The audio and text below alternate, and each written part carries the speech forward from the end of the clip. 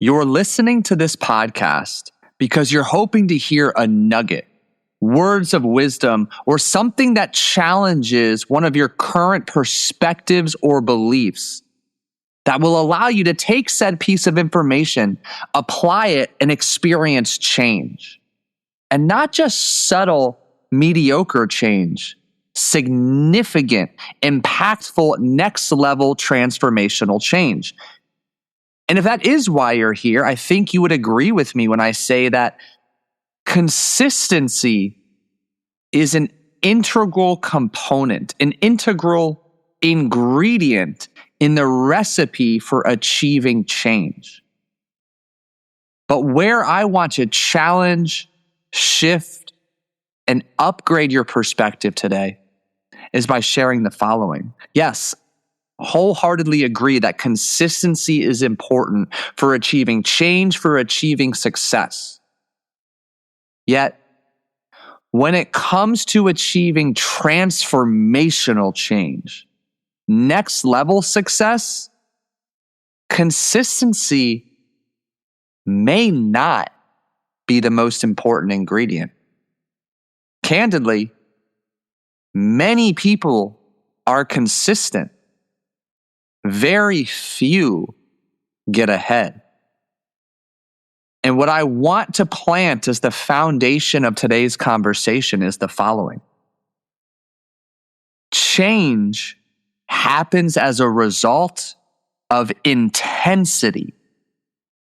And that which you achieve through intensity is then maintained by consistency. Transformational change doesn't come about as a result of slow and marginal gains over time. Transformational change is the result of intensity, obsession, going all in. And by the end of today's conversation, I want you to identify one particular area of your life where you are merely consistent. And candidly, likely consistently mediocre. And I want to challenge you to go all in, to bring a depth and breadth of intensity to that area of your life to raise your floor and achieve that next level of success. Welcome back to another episode of the Scratch Golfers Mindset Podcast. My name is Paul Salter. I'm a high-performance hypnotherapist and mindset coach, and I work with high achievers just like you who feel stuck, stagnant, understand what to do, but for some invisible, unexplainable reason, can't seem to do what you know you need to do to get to the next level. And I'm so thankful that you're here, and candidly, I missed you. Last 2 weeks have been a roller coaster in the personal life. I closed on a house and moved the very same day. Absolutely love the house. Even more excited about the neighborhood and the neighborhood my son is going to have the opportunity to grow up in. It is absolutely perfect. But I've had that on my plate. I've had to take some days off. I've had a couple podcast guests I needed to reshuffle, reschedule, a couple guests that needed to reschedule on their end.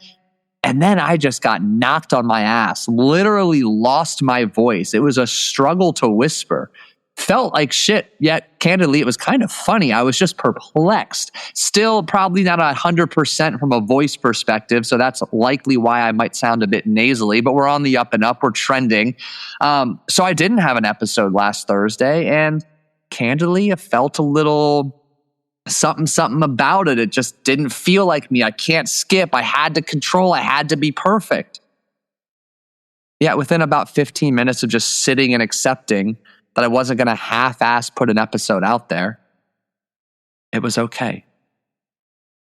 And I was able to let go and just simply accept. We'll be right back at it on Monday. And today is Monday, which means I'm flying solo and we're diving in. We're talking all things intensity. And as I put together my notes, I mean, you can't really see me here, but I've got 9 different index cards in a book next to me in preparation of just what I wanted to share and package with you this morning. It's really had a radical impact on my life already, as I've, planted the seed for this podcast episode in my own mind a couple of weeks ago and have noted about it, journaled about it. And really, I'll go back even about a month ago at this point. If you go back a few episodes and you start noticing a couple topics around structure and auditing your calendar, those messages and action steps were as much as they were for you, they were for me. And I have gone ham on my calendar, ruthlessly eliminating and reprioritizing my calendar. I've got a little bit of travel in the next 2 weeks, but come May 1, it will be a brand new calendar that fully represents what is important to me, where I am bringing the intensity, and what my season of life is. And more on that to come in a future episode, of course. But today, the main point I need you to really understand is that change happens as a result of intensity and is maintained by consistency. Yet so many of you listening right now are afraid of focusing on intensity.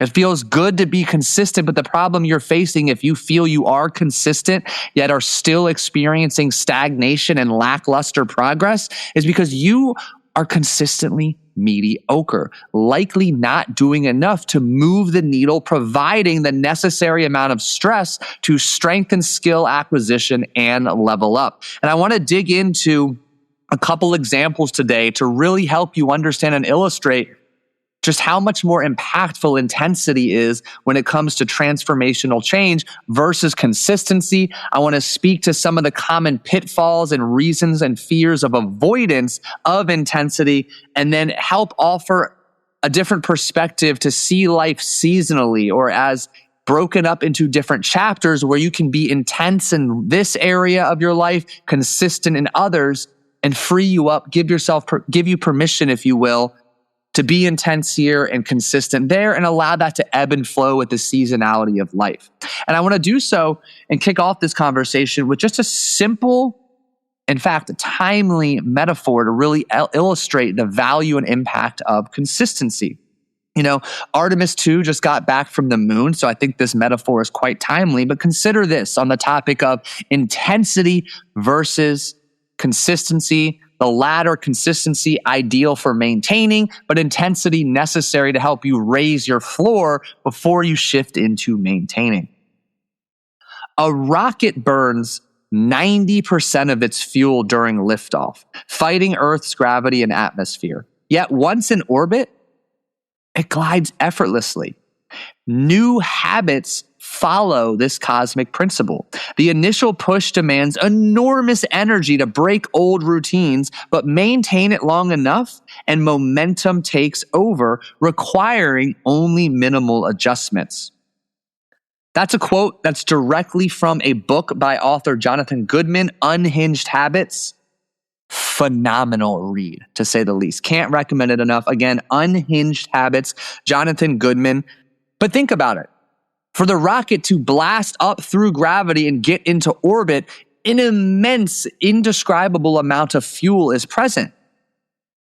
And isn't that what exactly you're trying to do is? So many of us find ease daydreaming about raising our ceiling. What life will be like when I'm making this much money, when I'm a scratch golfer, winning this tournament, get this promotion, have all of the material items I've dreamed about. And there's nothing wrong with that. But in order for that to be sustainable, you've got to focus on raising your floor, not raising your ceilings. And your floor can be thought of in a couple of different ways. Number one, the minimum effective dose to maintain that standard of excellent success. And then two, what are your standards? What are you willing to tolerate versus what are you not willing to tolerate? That collectively helps you to really identify your floor, and it's periods of planned intensity that allow you to raise your floor. Couple relatable, I imagine, examples. Number one, we'll bring it to the fitness world. There's a reason 30-day and 90-day challenges exist. Now, I can go off on a whole different tangent around some of the many pitfalls on the dieting particular 30 and 90-day challenges where just with reckless abandon, you eliminate anything and everything in a non-sustainable way.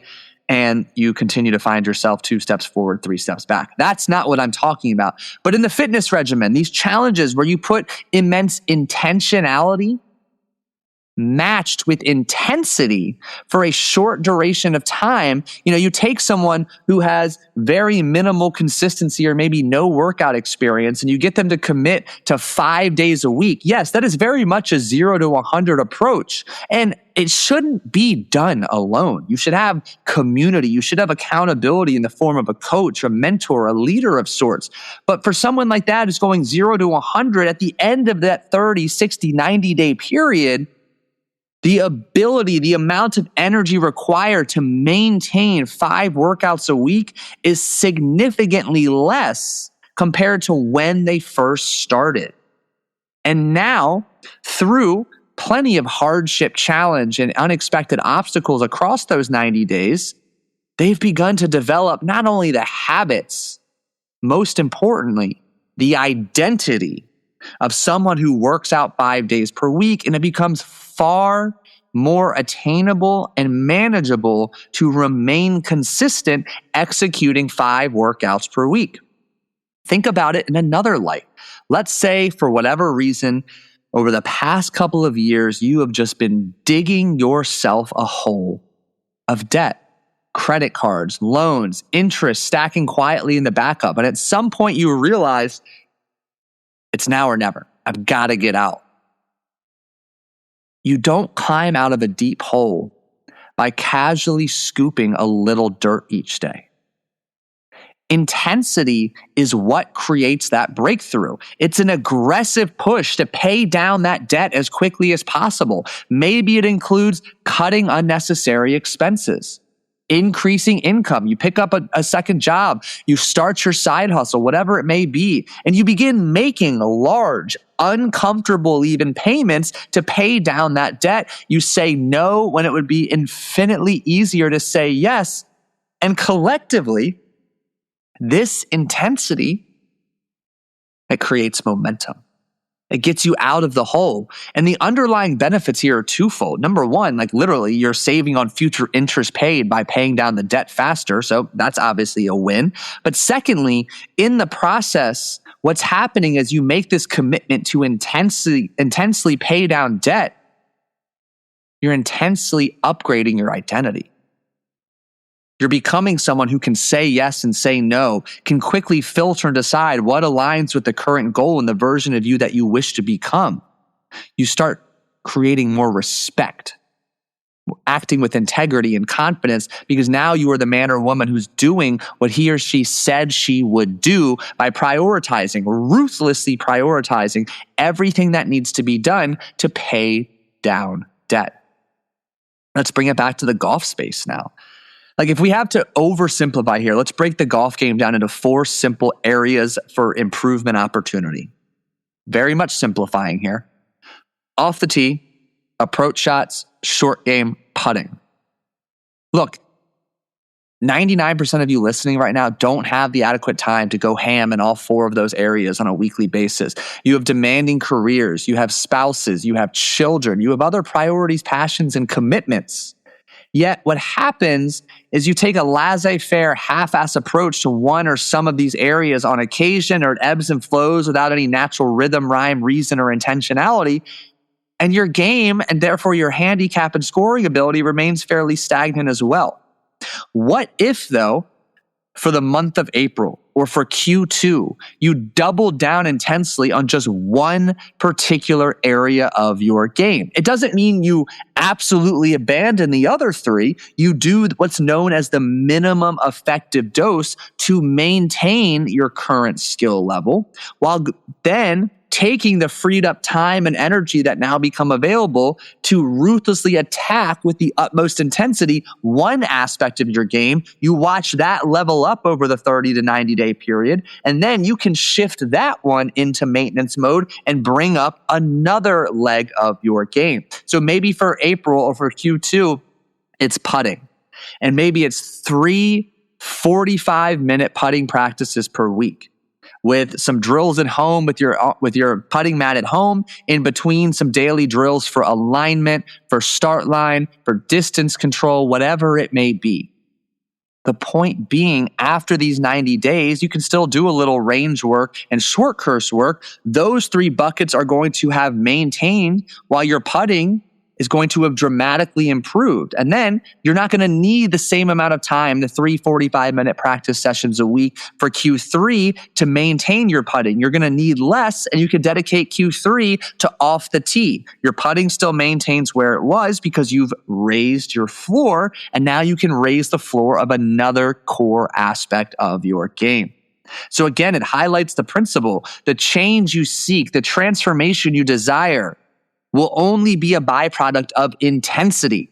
Yet once you achieve that next level breakthrough, it will be maintained by consistency.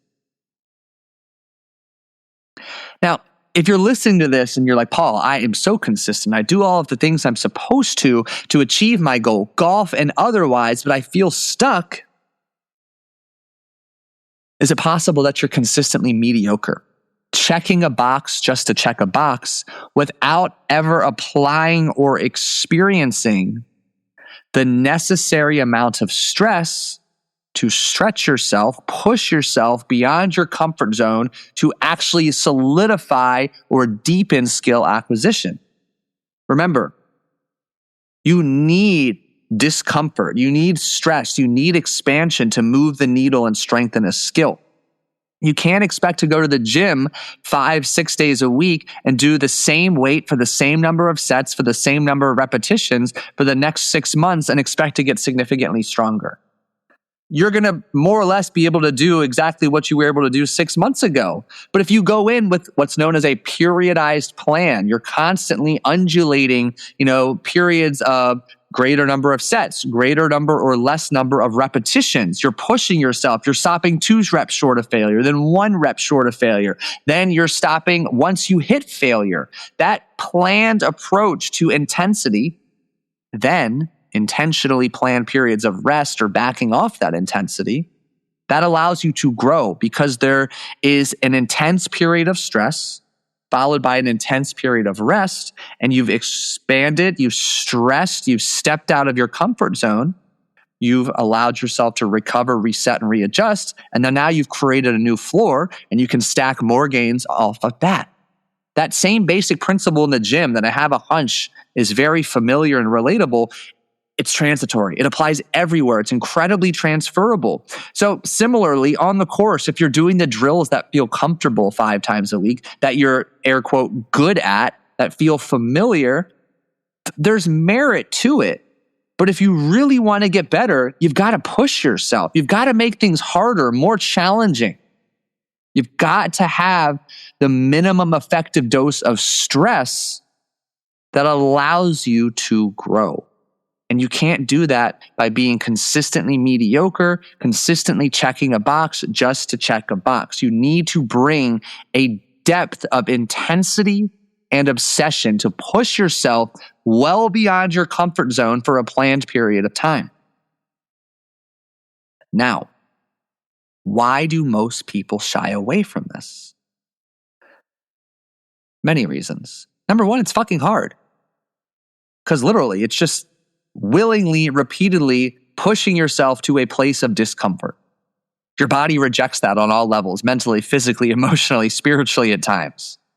Your identity sees it as a threat. So you've got to find comfort in being uncomfortable. You've got to have structure. Highly, highly recommend you have accountability, outside accountability, a coach, a mentor to guide you, to push you. Because you are wired for comfort. You are wired to seek comfort. So it takes intense awareness, intense action to maintain the level of intensity required for transformational change. In addition to that, if there are 5 areas of your life that you want to improve right now, or even 5 areas of your golf game you want to improve, you can't be intense in all 5 at one time.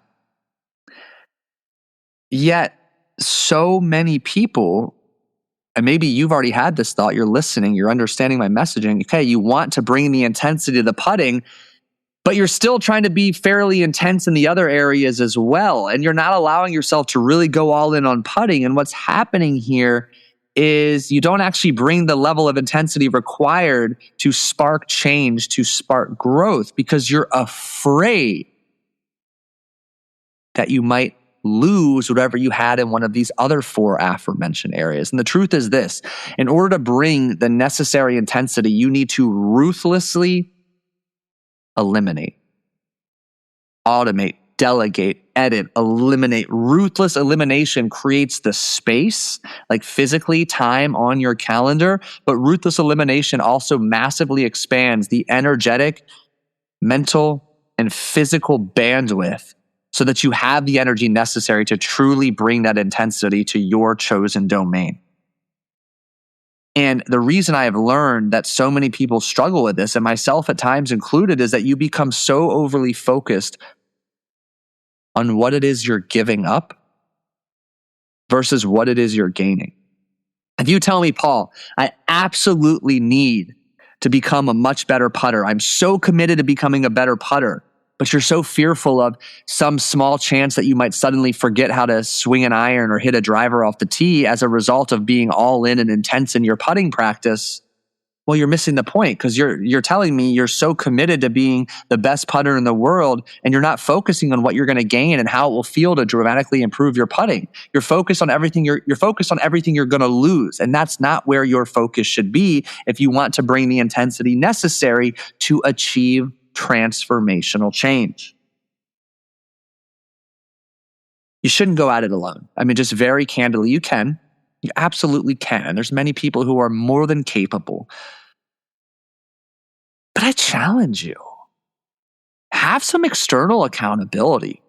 A coach, a community, a friend, someone to nudge you, someone to push you, someone to hold you accountable to do what it is you said you would do to move the needle and achieve, not only achieve what you want to achieve, but to become who you need to become to achieve what it is you want to achieve. Like, look, I'm biased. I am a coach. I've been coaching for 17 years, but that's because coaching has radically changed my life. It has pushed me well beyond my comfort zone over and over, made me aware of countless blind spots I didn't even know existed. And it's helped me in each respective domain I've ever hired a coach in, but most importantly, it's helped me become a better me. And when I'm a better me, every one and every area of my life improves. Coaching, time collapses progress. It accelerates results because accountability is priceless. So you need to keep that in mind. Candidly, even what I'm chewing on right now as I'm identifying the seasons of my life in the next couple of months and quarters to wrap up 2026, there will be a sprinting intensity in the golf realm. It's not going to be the immediate season. That's the book. But when that time comes, the frequency, the volume of touch points with my coach, the feedback and accountability will be greatly increased to reflect intensity and commitment and drive during this short-term sprint. And that's another way to think about it. It's a sprint. It's a 30, 60, 90-day sprint to ruthlessly eliminate what's not a priority, triple down on what is, and then you can rotate with the new season of life. And, a framework I got from that book, Unhinged Habits by Jonathan Goodman, and I think is valid here, is many of you listening, I imagine, are thinking, okay, Paul, I want to sprint in this area of my life, but what about the other two? If I sprint in my job, what about my marriage? What about my relationship with my kids? Are they going to suffer? Not necessarily. So the way to think about it, Jonathan Goodman in this book identifies 3 key priorities in life: money, health, relationships. And he posits them as a triangle. And obviously, if you neglect one side of the triangle collapses. So, back to what I shared earlier, you need to establish the minimum effective dose to maintain the integrity and quality of life in those particular domains. So let's say, for example, you're going to start sprinting and hustling more in your business. Okay, in your marriage, still perhaps the minimum effective dose to maintain the quality of your marriage is weekly kid-free date night. No screen time after 8 p.m. The last 30 or 60 minutes of your day is just catching up, talking about the day, future plans, what it is you have going on, just intimacy and connection. And then maybe it's 15 minutes of quality floor time with your children or 30-minute outing. No phone is present after X p.m. from the workday, so you can be incredibly present with your children and with your spouse for that set period of time. And you don't just check those boxes, you check them with the utmost presence and quality. And outside of that, you're sprinting. You're all in on your career, your profession, income generating activity.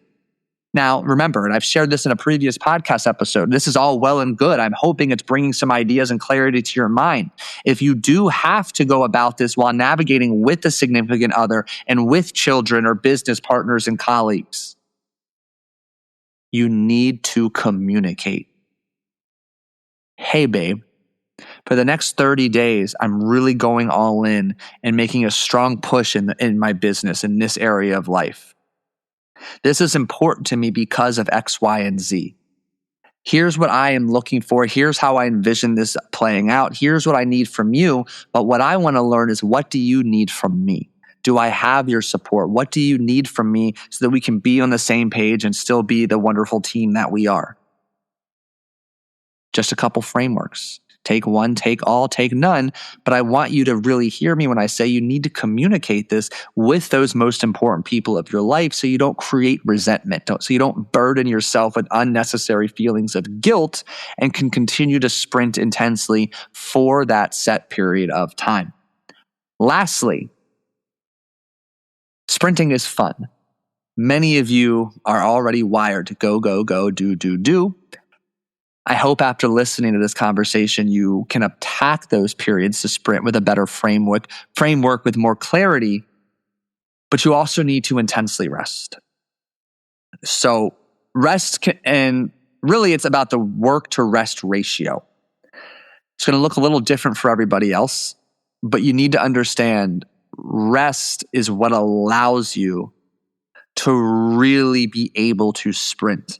Another way to think about it is consistency is your reliable foundation that prevents you from sliding backwards. Intensity is what propels you forward. You can't just keep propelling, or you're going to get lost, potentially off track, and most importantly, likely physically, emotionally, and psychologically burnt out.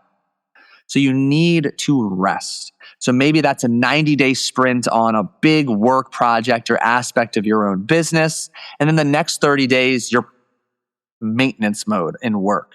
And you're taking that extra time and energy for more time with your family, more play, maybe even more time off. And then after a set period of that, 2 weeks, 4 weeks, you're sprinting again. It's going to require some trial and error to find your ideal ratio, but just know that rest is an equal, if not more important part of the equation. It was Brad Stulberg who wrote the book. Oh my gosh, I'm looking behind me for the title. Basically, he wrote the book on excellence. And he says the recipe for growth or the recipe for excellence is stress plus rest. You need both to achieve significant, sustainable growth, transformational change. And I want all of that for you. So I leave you with this. Change happens as the result of intensity.